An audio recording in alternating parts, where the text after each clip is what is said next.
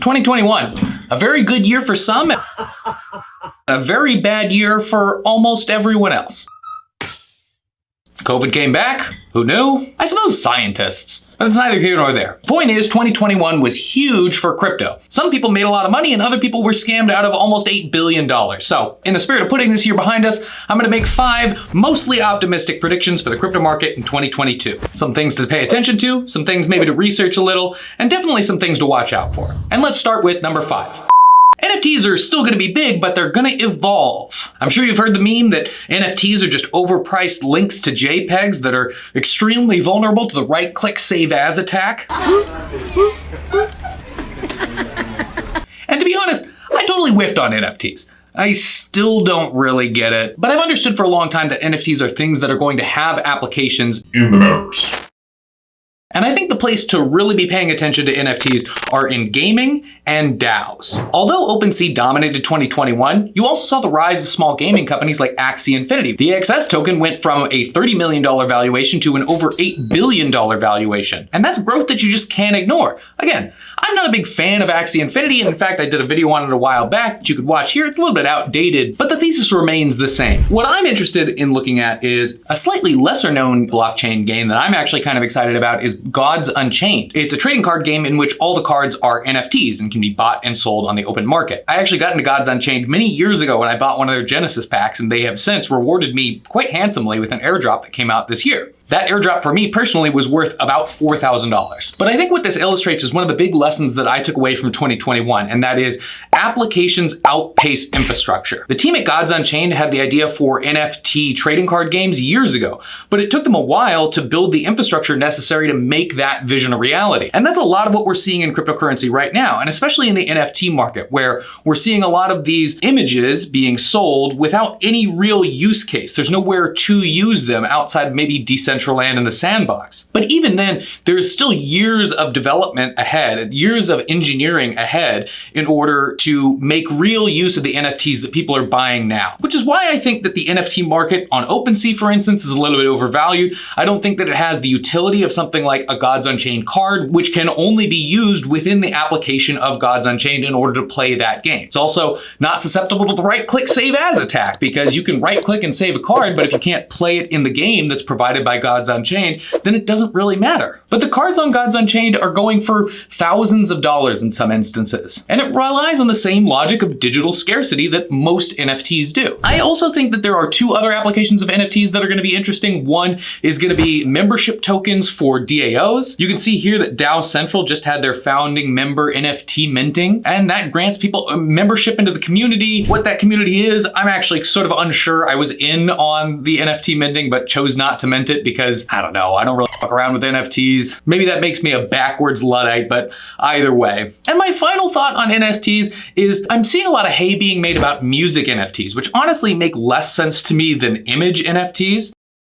But we might see the same sort of hype cycle that surrounded a lot of the stuff that was on OpenSea around things like Audius. A lot of the same noises are being made, no pun intended, about artist rights and the ability of artists to capitalize on further sales, the fact that they'll end up getting more money than they would for each stream on Spotify or Tidal or anything like that. So certainly something to watch out for, but I don't know. I haven't quite bought in yet. Number 4. Another easy prediction, layer 2s will continue to be big. I think it'll start to become clear to everyone that layer 2 is the only sustainable short-term solution to the high gas fee problem on the Ethereum network. And you may say, well, what about Solana and Avalanche? Well, hold on, I'll get there. The fact is that most Ethereum applications are already starting the process of migrating to layer 2s like Polygon, Optimism, Arbitrum, and ZK Sync. Polygon is the only one of those that already has a token. So, not to get too ahead of myself, I think that 2022 will probably be the year where we start to see a little bit more activity on Arbitrum, Optimism, and we might see that incentivized. We're already seeing applications like Dharma Wallet, which is a US-based crypto fiat gateway where you can buy cryptocurrency and deposit it directly onto the Matic network for 0 fees, and then engage in whatever DeFi you want, securing it with your own hardware wallet or your software wallet, your MetaMask, so on and so forth. This layer 2 activity is already getting huge and will only continue to grow in 2022 if everything sort of still remains constant and the same. I'm making some assumptions there, but I'll get to those in the end. And like I said, you may think this is not actually a problem because we have Solana and Avalanche, but riddle me this. What are the fucking applications on Solana and Avalanche? Is it Curve? No. Is it compound? No. All the cool shit is being built on Ethereum, and layer 2s are going to be the key to locking mass adoption of these DeFi applications. Prediction number 3. Airdrops will continue and be even bigger in 2022. If you were paying attention in 2021, then you may have seen some pretty high-profile airdrops of tokens that were given to users of platforms. ENS being the biggest of them. You know, every time I look at this logo, I feel like it looks like a vagina. Maybe I just have a weird vagina. I don't know. ENS was certainly the most popular of these airdrops, and famously Brantley.e said that this was not an airdrop of money, but an airdrop of responsibility, but a lot of people cashed in that responsibility pretty quick. But a lot of people delegated their votes, and this idea of decentralized governance of Ethereum protocols is something that is here to stay. We saw the airdrop last year of Uniswap, as well as multiple other yield farms, which are functional airdrops. But this idea of getting in early on a platform, using it a lot, and then getting rewarded with governance rights over that platform is an idea that is here and here to stay in cryptocurrency. It is 100% along with the ethos of cryptocurrency and will only continue to grow as crypto grows. Gods Unchained also had an airdrop, which I don't know if I told you early. That airdrop for me personally was worth about $4,000, which I literally just got for buying cards really, really early. I will say right here, there are some services that I use that I'm looking at for airdrops in 2022. But before I do, I feel like now is a good time to remind you that I am not a financial advisor. I don't know what your finances look like. I don't know how much crypto you can afford. Everything that I've talked about so far and that I'm going to continue talking about are things that I'm interested in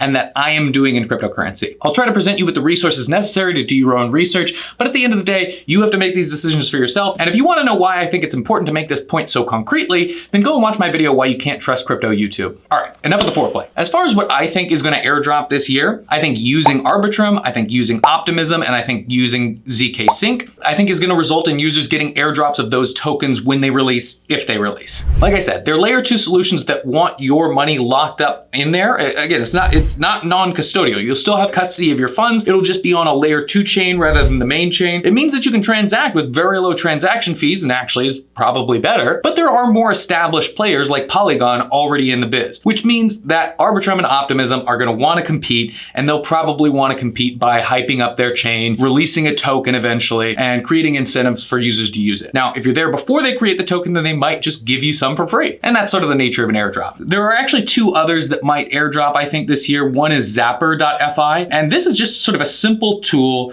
to manage your wallet and portfolio. You can manage it on the Ethereum network, Polygon, Optimism, Arbitrum, Avalanche, BSC, CeeLo, Phantom, and Harmony One. It's a really cool tool that allows you to set a list of tokens that you're interested in keeping an eye on. It allows you to look at the gas fee at any given time, so you can time, when you want to make transaction on mainnet if you actually need to. And they have functions on there where you can do swaps. You can do swaps on the Ethereum mainnet or on the Polygon network, as long as you have MetaMask enabled. I use it with MetaMask secured with my Trezor wallet, which, by the way, quick plug, if you don't have a Trezor wallet already, then up fucking security game. Click on the link in the description, go over to the Trezor store and buy one. Zerion.io is another portfolio tracking software, which will tell you the percent change of your tokens day over day. And it has a lot of the same functionality that Zapper.fi has. And again, both of those are services that I think might release tokens, but even if they don't, they're pretty cool services that are worth checking out just to up your DeFi game. Don't worry, in the near future, I'll do a video tutorial on both of them and how to set them up, but this is just sort of an overview of what I think might airdrop. Now, I have both of them set up through MetaMask secured by my Trezor wallet. And if you don't have a Trezor wallet, then click the link in the description and go pick one up your security game, because that brings me to number 2 on the list. People will continue to get scammed. It was all a lie. Guys, it was all a lie. To be fair, that may be the easiest prediction on the list. People are going to continue to get scammed both by and for crypto. Their emails are going to continue to get hacked. Centralized exchanges are going to continue to get hacked. DeFi exchanges are going to continue to get hacked. And people are going to invest in shitcoins and scam tokens and rug pulls. For instance, Hex. Now, I did a video on Hex a little bit ago, and honestly, it has not aged well. I didn't do a ton of research before making that video. It was just sort of a gut reaction, and I'm gonna do a much longer, more in-depth video in the near future. Suffice to say, The price will probably go up. That doesn't mean it's not a scam. Good luck calling the top hexicans. I know most of them are in it for like 15 years or whatever, but like, and look, I'm not saying don't invest in Hex. If you really want to be in a cult, invest in Hex. But it's not just Hex and Pulse Chain and Richard Hart that are gonna f people over. Hell, they may not even f people over for the next couple of years. But it's gonna be Dog Coin after Squid Coin after this NFT and that DAO. The words are gonna continue to get thrown around. And there are really two ways that you need to protect yourself. Again, one is having good operational security with your email, having good operational security with your centralized exchanges, your password manager, and having a hardware wallet. Click the link in the description. Second is, you just gotta do more research. Write that down, write that down! I'm sorry, there's no easy answer to figuring out what is and is not bullshit. You can listen to people like me or Bankless or Coin Bureau or whatever, and we're generally gonna steer you in the right direction, but you know, it's hard to decide who is and is not trustworthy, who is and is not incentivized to tell you exactly what you wanna hear. Scammers are sneaky. And they're really good at scamming people because it's how they make their money. The best antidote is knowledge, but like a vaccine, it's not always effective. So be careful out there, try and stay safe. All right, my final prediction. But first, a quick message from us here at the Crypto Bo channel. First of all, thanks to you. We've really gone from 0 to 1 this year. We're fully monetized, over 2.5 thousand subscribers, which is really nice. And it's all thanks to you. So before this final prediction, please, if you haven't already, hit that like button, you know, pay the like tax, subscribe if you hadn't, you know, click the bell, I guess, to be notified when I put out videos, like the video I'm gonna put out about Hex and the video I'm gonna put out about Gods Unchained. If you haven't bought a hardware wallet, go and buy one. All right, but enough with the commercials. My final prediction.